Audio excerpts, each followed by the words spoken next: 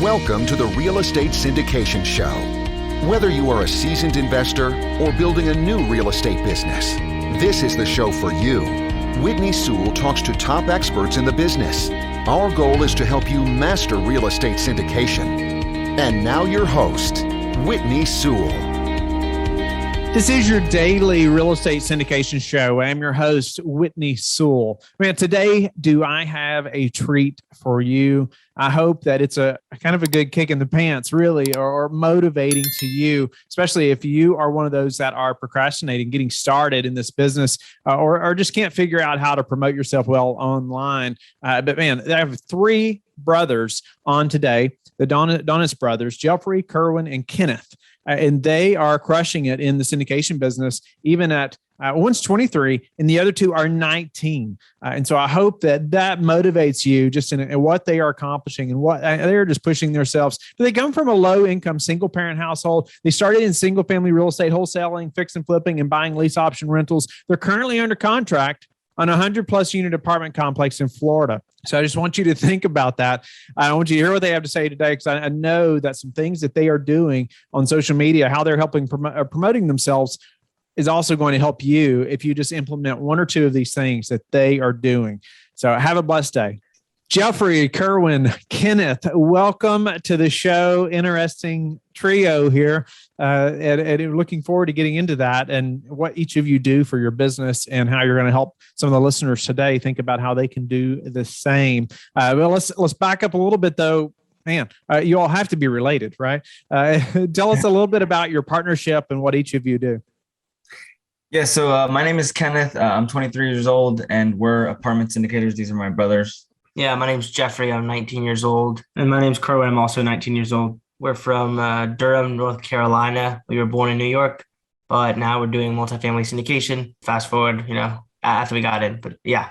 23 and 19 and 19. Again, I think we talked about that on the show a while back, but I love highlighting, young guys and gals that are out making it happen amongst all the pushback of, you're too young, or you should do something else, or whatever. The pushbacks I received them as well, even getting into it older than you all.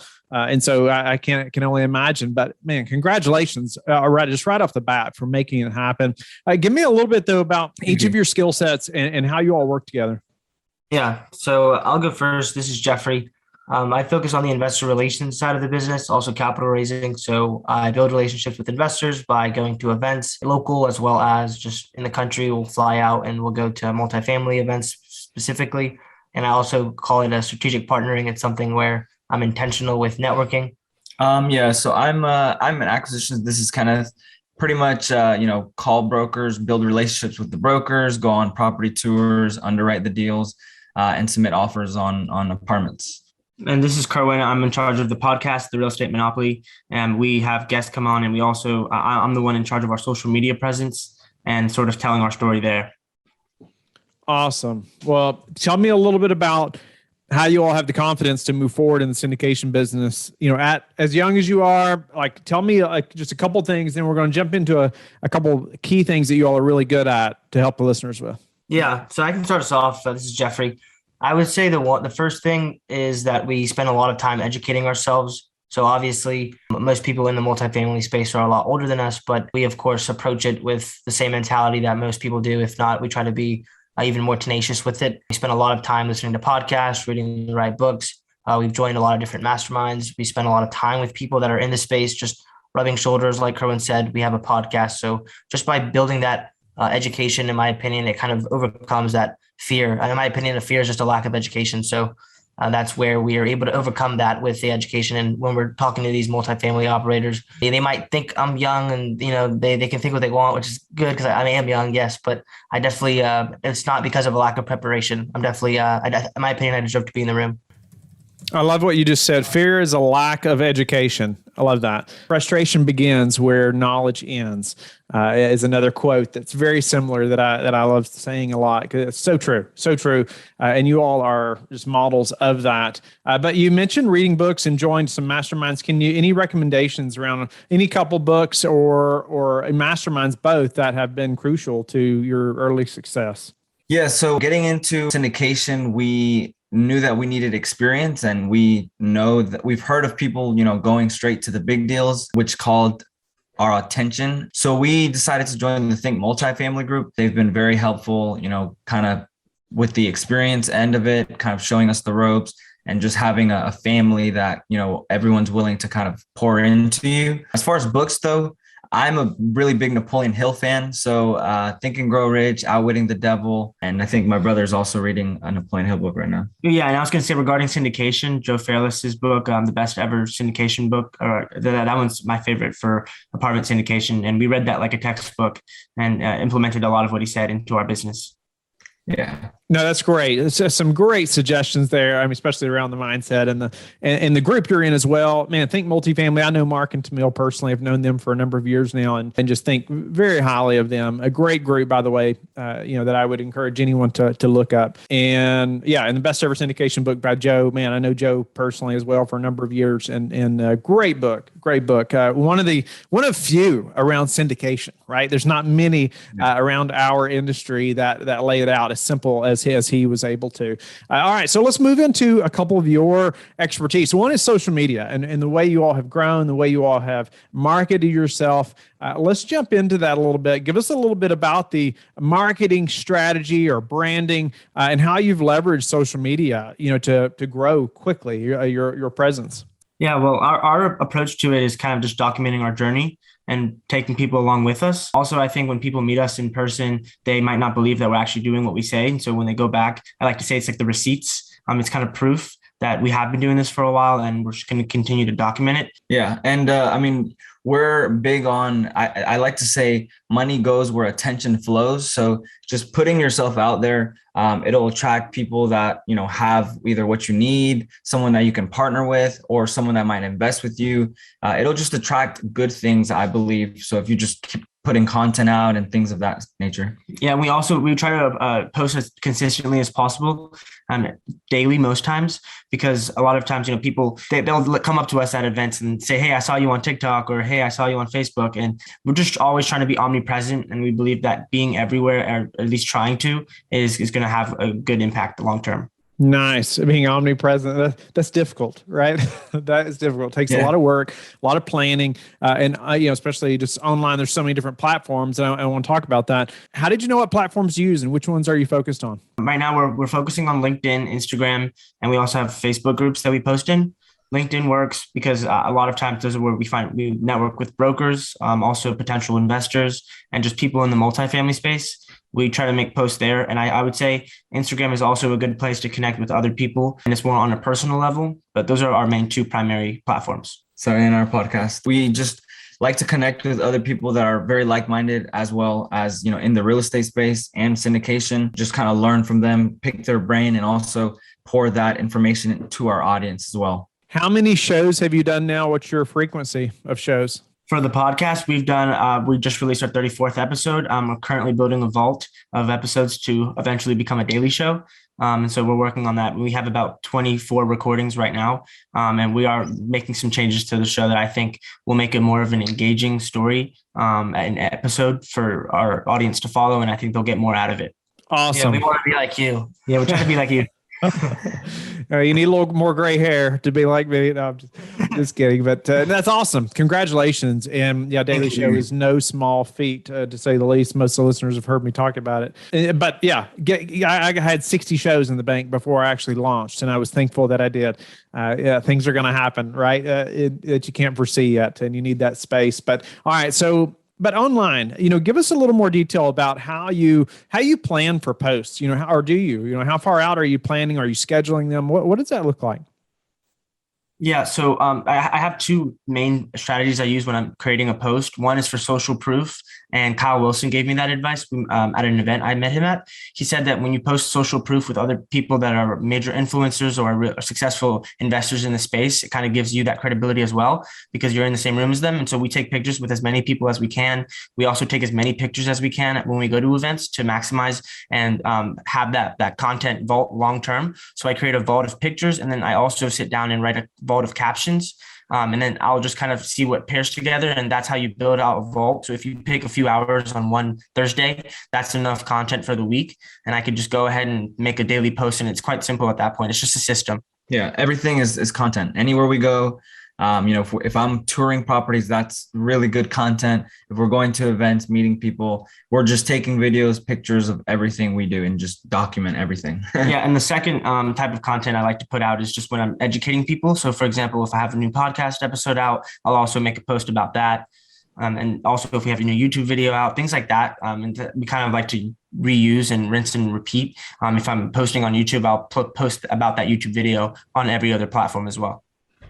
That is incredible. And I love how, you all just made it very simple too. Like we're just documenting our journey and we're really showing everybody, hey, we are doing this through documentation, through social media, but just as you're going, but also the social proof. And I'm glad you explained what that is. We hear that every once in a while. And I'm not sure listeners always know what that means, but ultimately social proof. You're showing that you're out socializing with rubbing shoulders with some of the best in the business, right? And you're learning from them. You're educating yourself. So important. Give us any details too around managing all that content.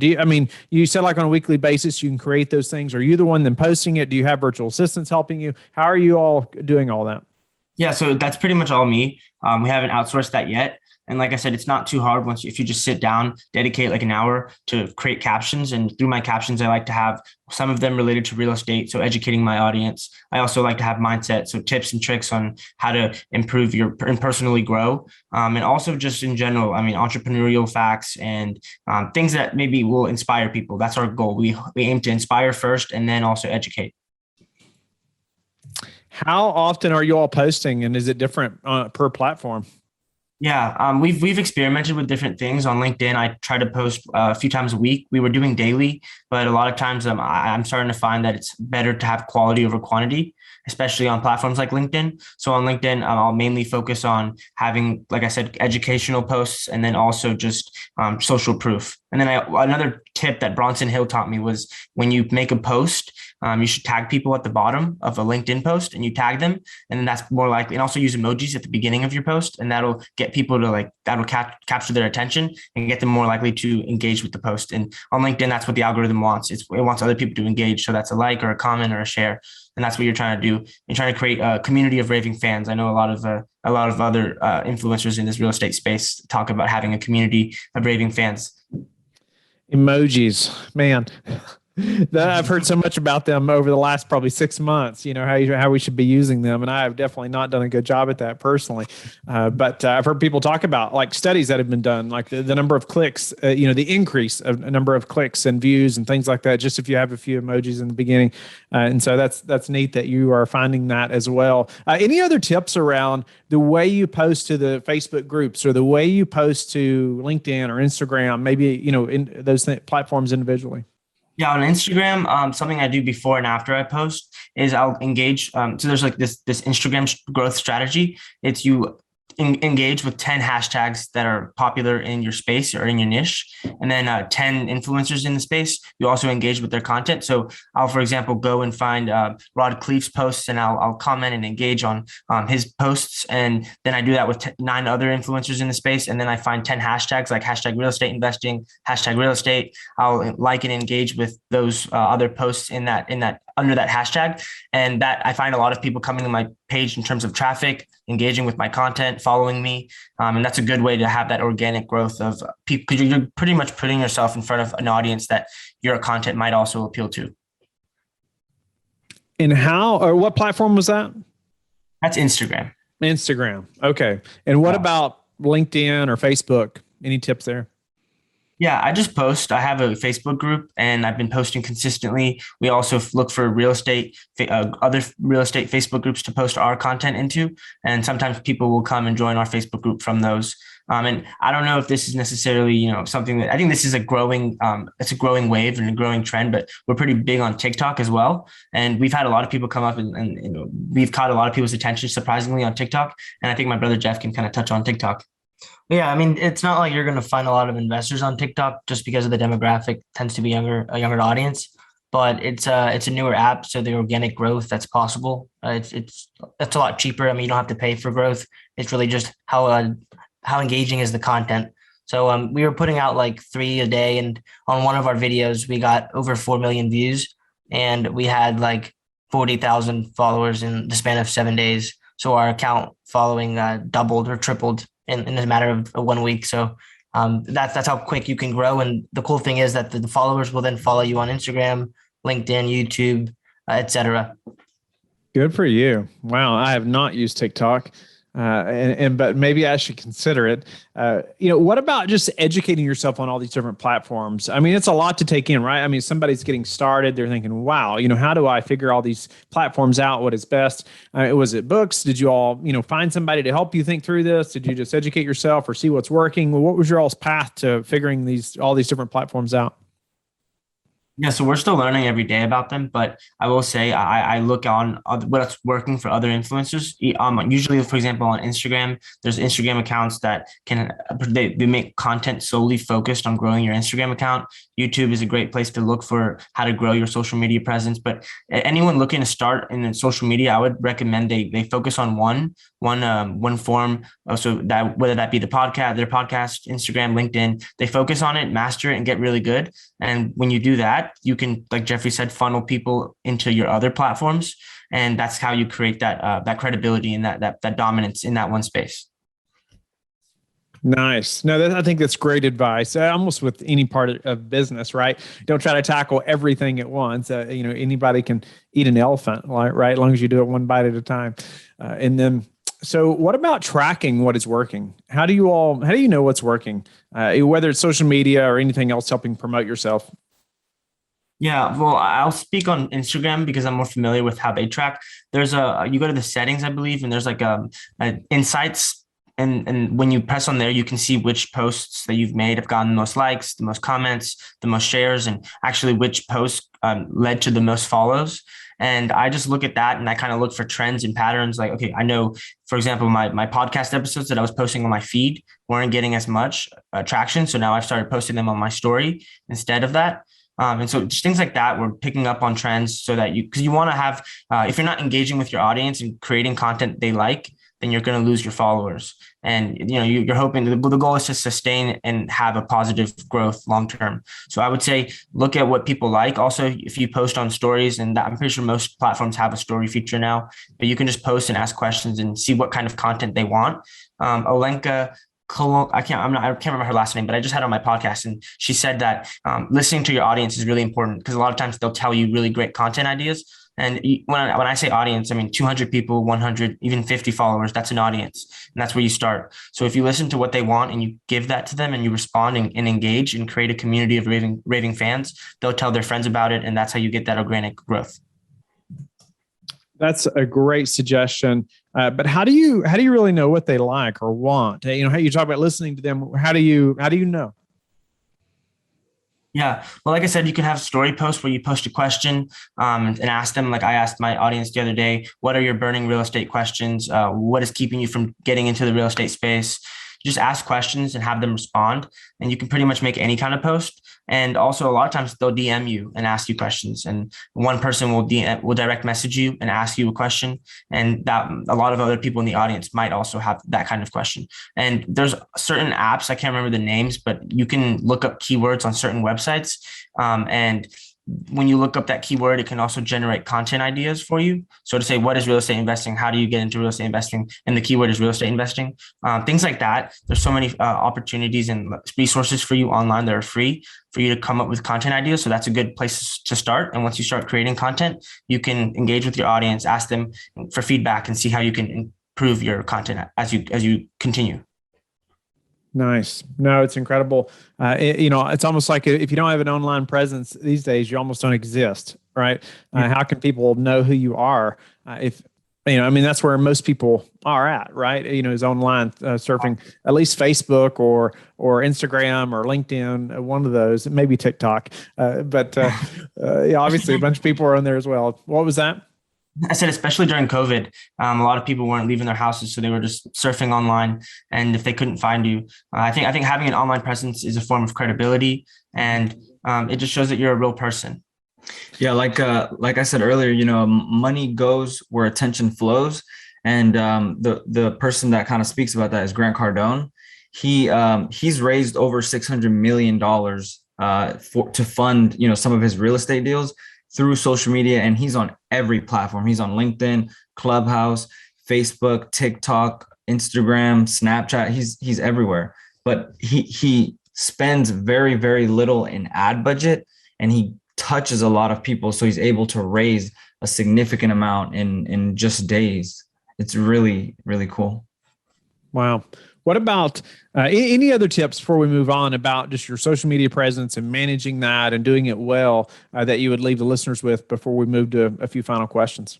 Yeah, I would say including pictures of yourself and your face. That's a big thing a lot of people don't do, but I think people like to see who they're engaging with and who they're following. And also just trying to be as authentic as you can. It's going to take a while for you to kind of get comfortable and find out who you are. But I would say to avoid trying to be more than you are or somebody different, because a lot of people, they want to feel like they can connect with you. And another big thing that's changed our approach to content is make sure you focus on the elements of storytelling. People want to get an emotional connection, and they can do that through stories. And I think that it doesn't matter what platform you're using, podcasting, YouTube video, or Instagram post, telling a story is going to get a lot more engagement, and that'll inspire people and also just be more likely for them to get more out of your content. Yeah. And one thing that Kerwin does really well is he's very consistent. So at the end of the day, you're not going to be perfect every post, but consistency is key. What's a way that you all have improved recently, or something you wish you had known 6 months ago or a year ago? I would say we read the book. We read the book Traction by Gino Wickman a year ago, but we've been rereading it and we've been implementing it. And so we've gone into our own lanes, and we pretty much don't step on each other's toes. We have our own roles and we do them very well. And we've identified our own strengths and weaknesses and aligned our paths to correlate with that. Yeah, I would say two things. One, the importance of focus. We kept looking. We weren't necessarily like chasing. There was like two rabbits. We were trying to chase two rabbits at some points, and we found that we'd be more successful if we just chased one. And the other thing, I just forgot, but I'll let Kenneth jump in. If I remember, I'll mention it. Yeah. The other thing is really, you always hear people say your network is your net worth. But we really didn't understand the meaning until we started multifamily and actually started meeting with people that, their net worth was very high, but you could tell by the way they speak, like the way they spoke, by the books they read, the people they hang out with, like their actions and the knowledge that they had. Like, you surround yourself with those kind of people, they will pour into you, and you're going to learn what they know. No doubt about it. That's one of the beauties of podcasting as well, just like this, getting to know people, getting to speak to people face to face that you would normally not get to. And that's part of exactly what you're talking about. But even the group that you're a part of, or other masterminds, or going to conferences, same thing, right? It is so true. I've seen it happen personally many times. So what about a couple or a few daily habits you all are disciplined about that have helped you achieve success? Yeah, I can start us off. So we all wake up early. Kenneth wakes up at 4. We wake up at 5. Then we go to the gym. Kerwin and me do yoga before we leave. We meditate, and then we take cold showers, and then we read, journal, and we try to eat healthy. We work out a lot, so it's just trying to maintain like our I guess mindset, health, wealth, everything. We're trying to make sure that's at its peak performance. Yeah. So pretty much we have a daily schedule, and we just follow it every day and just try to grow in every aspect of life every day. Yeah. We read the Miracle Morning. That's what we got. Yeah. All that sounds great except for the cold showers. Yeah. I'm not a big fan. No, that's good stuff. It's good. And it's that daily habit, man, especially being up early and getting the day started and some being very purposeful with that time. And that changed everything for me. And just starting to educate myself, right? Like never before. And so what about if you had to pick one thing, I mean, the number one thing that's contributed to your success? I would say investing in relationships. We've always said investing in relationships will have an infinite return on investment. So that's pretty much what we've poured all of our money into. That we've, that's our main focus, is just building relationships, because we see them as planting seeds now, and they're only going to sprout and bring value to hopefully everyone. Yeah, I recently read the book One Thing by Gary Keller, and I realized that my one thing was talking to people. So what I try to do all day, every day, is just be on the phone, talking to someone, building a relationship, talking to a seller, anything I can do. As long as I'm talking to someone, I know that it's going to somehow benefit me. Yeah. Well, I kind of have two things. I would say, first, believing in ourselves, believing, just knowing, well, first off, of course, believing in ourselves, but seeing that other people can do it and have done it before, just let us know that it is possible. And then once we knew it was possible, we knew we could do it, or we knew we could do whatever I guess we would want to. So I'd say belief in yourself and then persistence.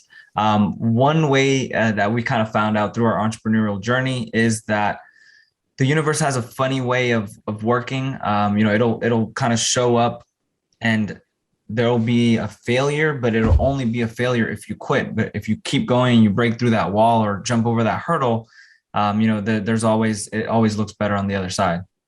So persistence is key. Nice. What about, how do you all like to give back? Yeah. So while our mom is from Guatemala, so we were very humble background, and we were in Guatemala last year. We read a book by I forget the guy's name. I think it was John Wood, Leaving Microsoft to Change the World. He talks about a nonprofit that he started. It's Room to Read. So we plan on just donating a certain percentage of all the income that we make to that nonprofit organization, and it's pretty much an organization that creates libraries and schools in third world countries like Guatemala. So there's no chapter there right now, but our goal is to make one, especially in the village that our family's from. Yeah. Nice. Guys, it's been a pleasure to have you on the show. I just hope it's so encouraging to the listeners, just what you all are accomplishing at 19 and 23. I just think it's incredible. It's worth highlighting. You all probably don't appreciate it being highlighted as much as it probably is. However, I just think it's so motivating, or it should be, to many others who are just sitting on the sidelines, right? And waiting or waiting for something to happen or wishing or whatever. Man, get out there and make it happen like these guys are. I just love how you all have laid out so many things. I mean, from books to being a part of another group to, fear is a lack of education. It's really good. It just how you've used social media, even TikTok, but other platforms as well, to grow your presence, grow just the knowledge, right? People's so they're aware of what you all are doing and who you are. So crucial. I look forward to seeing where you all are at a year from now, and especially 2 years from now, and maybe staying in touch. But how can the listeners get in touch with you and learn more about you? Yeah, we're at Donis Brothers. That's DONIS Brothers on pretty much every platform. DonisInvestmentGroup.com is our website, and the Real Estate Monopoly podcast is our podcast. Thank you for listening to the Real Estate Syndication Show, brought to you by LifeBridge Capital. LifeBridge Capital works with investors nationwide to invest in real estate, while also donating 50% of its profits to assist parents who are committing to adoption. LifeBridge Capital, making a difference, one investor and one child at a time. Connect online at www.lifebridgecapital.com for free material and videos to further your success.